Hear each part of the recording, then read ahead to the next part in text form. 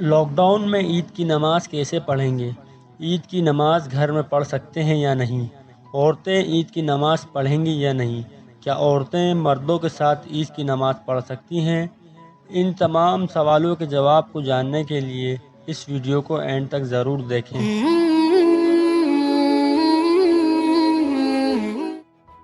سب سے پہلے آپ یہ بات جان لیں کہ جو نماز جمعہ کے لیے شرائط ہیں وہی نماز عیدین کے بھی شرائط ہیں۔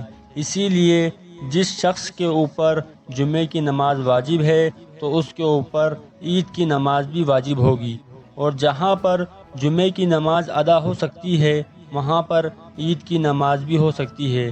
جس طرح آج کل جمعے کی نمازیں لاک ڈاؤن کی وجہ سے گھروں پر ہو رہی ہیں، تو اسی طرح وہاں پر عید کی نماز پڑھنا بھی جائز ہے، اور جمعے کی نماز کے اندر کم سے کم 4 افراد کا ہونا ضروری ہے امام کو ملا کر۔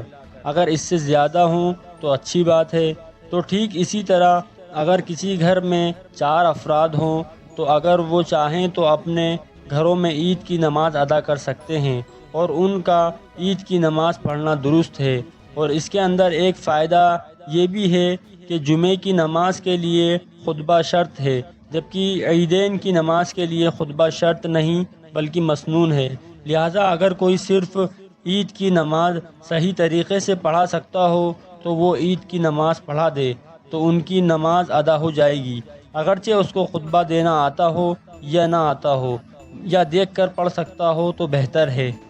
عورتوں کے لیے عید کی نماز پڑھنا واجب نہیں ہے، اور عورتوں کا عیدگاہ میں یا مسجد میں جا کر عید کی نماز ادا کرنا مکروہ ہے۔